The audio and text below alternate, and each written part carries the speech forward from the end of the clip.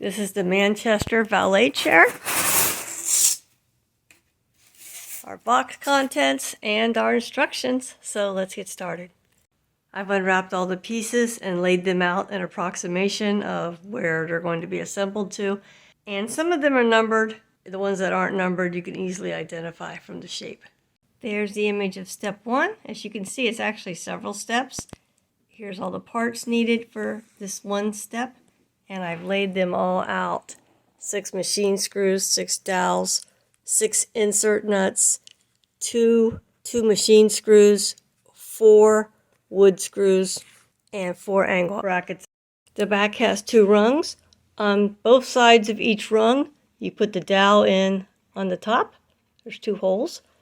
We're going to slide this gizmo into the bottom right there. Slide it in with the hole facing toward the outside. There you go. Now we're going to put our screw in there. Take a flat tip and tighten the long screw just so it catches the threads inside. We're going to leave it loose until everything's assembled. At the bottom of the chair, the round pole goes into the back and it's got a cutout for it, so you can't really mess it up. For the round pole, you use these longer black wood screws. Just loosely get these started with a Phillips screwdriver, just so they grab. The bottom front rectangular rung is similar to back rungs. We're going to put in our little lock nuts. Insert the dowels in the top hole. And use 2 long machine screws to connect them. If for some reason your screws won't go in, look in the hole with the lock nut. The T of the cross has to be horizontal, right in the middle of the board. That makes the hole line up. So if you need to adjust it, just put your screwdriver in there and straighten it out a little. See, I have that straight now. So now my screw will go in. Now that the frame of the chair is assembled, I'm going to go back and tighten everything. Next, we're going to put this top piece on. It has these little pins on them. On each side, insert a lock nut, the hole facing up.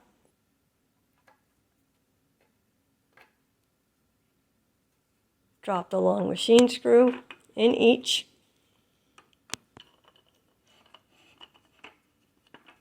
Go ahead and tighten them all the way down. Now I'm assembling the clothes hanger. You see how it's more curved on one side, sort of bulbous. I'm putting that toward the front.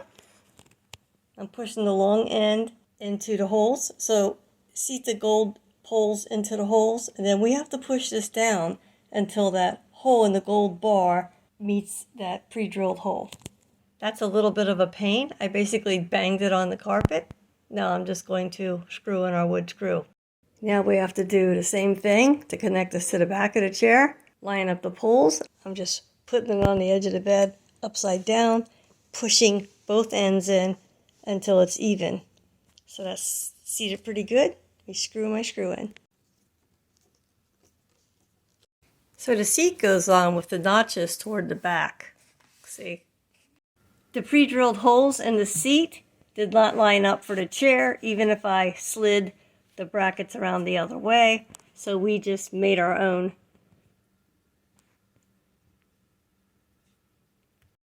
And this is the slack bar. Basically, you push in a little bit on each side over and over until it's in as far as it goes.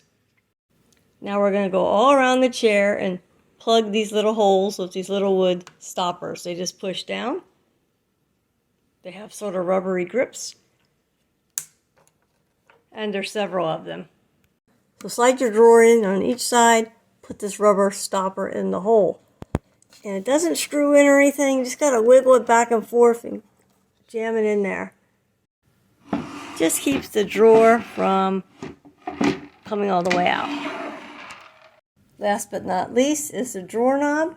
Put this in, screw in from the inside, and just screw this knob on. So besides the seat issue, where we had to drill our own holes for the brackets, it's lovely. And it comes in a few different colors, so I was able to match our existing furniture. So I hope this is helpful. Thank you.